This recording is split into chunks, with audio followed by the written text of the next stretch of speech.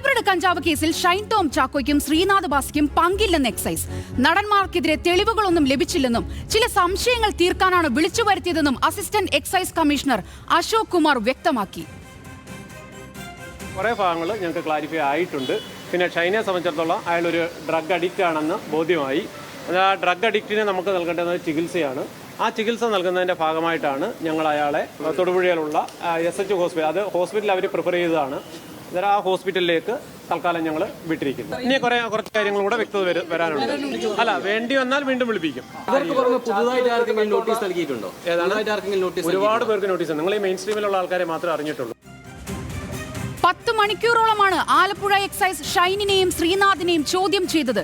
സ്ഥിരമായി ലഹരി ഉപയോഗിക്കുന്ന ആളാണെന്നും ലഹരിയിൽ നിന്ന് മോചനം നേടണമെന്നും ഷൈൻ ടോം ആവശ്യപ്പെട്ടതോടെ എക്സൈസ് വിമുക്തി പദ്ധതിയുടെ ഭാഗമായി നടനെ ലഹരി ചികിത്സാ കേന്ദ്രത്തിലേക്ക് കൊണ്ടുപോയി.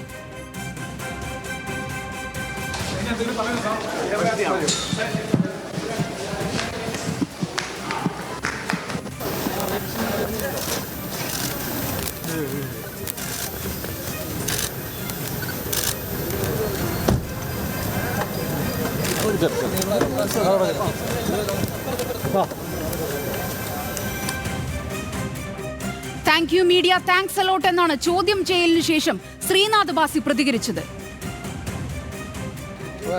Thank you media, thanks a lot.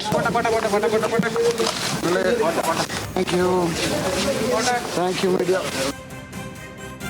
തസ്ലീമയുമായി ഉള്ളത് പരിചയം മാത്രമാണെന്നും സാമ്പത്തിക ഇടപാടുകൾ ഇല്ല, റിയൽ മീറ്റ് എന്താണെന്ന് പോലും അറിയില്ലെന്നുമാണ് മോഡൽ സൗമ്യ മാധ്യമങ്ങളോട് പ്രതികരിച്ചത്.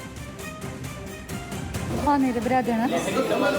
ലഹരി ഇടപാടുമായിട്ടില്ല, ഇല്ലല്ല, ഒന്നുമില്ല. ഷൈനും ബാസിയായിട്ട് എന്താണ് ബന്ധം എന്നുള്ളത് ചോദിക്കാൻ വേണ്ടിട്ട് വിളിപ്പിച്ചതാണ്.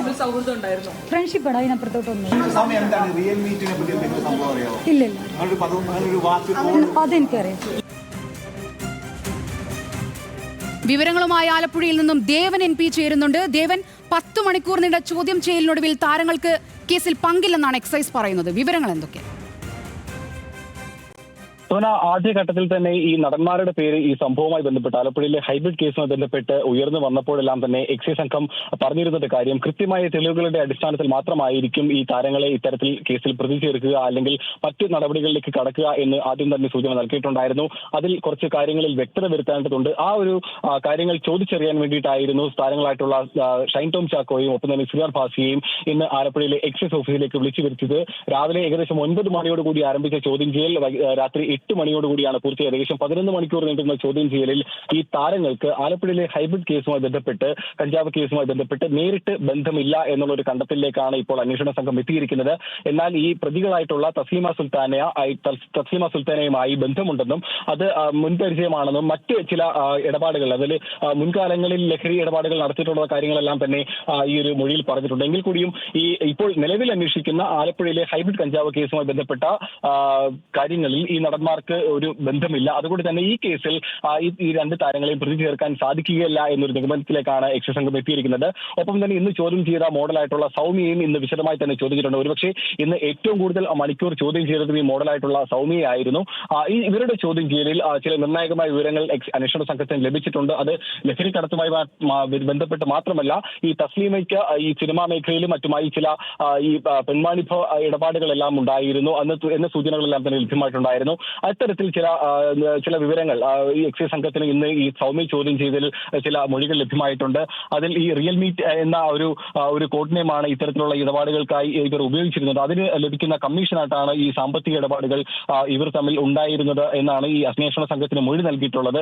എന്നാൽ ഈ ചോദ്യം ചെയ്യലിന് ശേഷം പുറത്തേക്ക് ഇറങ്ങി വന്ന സൗമ്യ മാധ്യമങ്ങളോട് പ്രതികരിക്കുമ്പോൾ ഈ കാര്യങ്ങളെല്ലാം തന്നെ നിഷേധിച്ചിട്ടുണ്ടായിരുന്നു. തസ്ലീമയുമായി വളരെ നീണ്ട നാൾ കൂടിയുള്ള ഒരു പരിചയം മാത്രമാണ് ഉള്ളതെന്നും മറ്റ് ഇടപാടുകളൊന്നും ഇല്ല എന്നാണ് പറഞ്ഞിരിക്കുന്നത്. മാത്രമല്ല, ഈ നടന്മാരായിട്ടുള്ള ഷൈൻ ടോം ചാക്കോയും ഒപ്പം തന്നെ ശ്രീനാഥ് ബാസിയെയും അറിയാമെന്നുള്ള കാര്യം കൂടി ഈ വ്യക്തമാക്കിയിട്ടുണ്ട്. ഇന്നിപ്പോൾ ഈ ചോദ്യം ചെയ്യൽ പൂർത്തിയായതോടുകൂടി മറ്റൊരു സംഭവം ഉണ്ടായിരിക്കുന്നത്, നടൻ ഷൈൻ ടോം ചാക്കോയെ ഇടുക്കി തൊടുപുഴയിലുള്ള പൈങ്കുളത്തുള്ള ഒരു ലഹരി വിമുക്ത കേന്ദ്രത്തിലേക്ക് മാറ്റിയിരിക്കുകയാണ് ഉണ്ടായിരിക്കുന്നത്. ഇന്ന് രാവിലെ ചോദ്യം ചെയ്യലിൽ എത്തിയപ്പോൾ തന്നെ ഇന്ന് ഏറ്റവും ആദ്യം ചോദ്യം ചെയ്യലിന് എത്തിയത് ഷൈൻ ടോം ചാക്കോയെ ഏകദേശം 7 തന്നെ എക്സൈസ് ഓഫീസിലേക്ക് എത്തിയിട്ടുണ്ടായിരുന്നു. 9 മണിയോടുകൂടി തന്നെ ചോദ്യം ചെയ്യൽ ആരംഭിച്ചു. വളരെ മണിക്കൂറുകൾ നീണ്ടുന്ന ഈ ചോദ്യം ചെയ്യലിനിടയിൽ തന്നെ പലപ്പോഴും ഷൈൻ ടോം ചാക്കോ ഇത്തരത്തിൽ ചില ബുദ്ധിമുട്ടുകൾ അന്വേഷണ സംഘത്തിന് മുന്നിൽ കാണിക്കുന്നുണ്ടായിരുന്നു. അതിനുശേഷം കൂടെ വന്ന രക്ഷിതാക്കളെ, മാതാപിതാക്കളെ, അച്ഛനെയും സഹോദരനെയും എല്ലാം തന്നെ അതിനുശേഷം ഓഫീസിലേക്ക് വിളിച്ചു വരുത്തിയിട്ടുണ്ടായിരുന്നു. ഇവർ ഇപ്പോൾ എറണാകുളത്തെ ഒരു ലഹരി വിമുക്ത ചികിത്സാ കേന്ദ്രത്തിൽ ഈ ഷൈൻ ടോം ചാക്കോ ഹൈബ്രിഡ് കഞ്ചാവ് കേസിൽ നടന്മാർക്ക് പങ്കില്ലെന്നാണ് എക്സൈസ് പറയുന്നത്. ദേവൻ എം പിയാണ് ആലപ്പുഴയിൽ നിന്നും വിവരങ്ങൾ നൽകിയത്.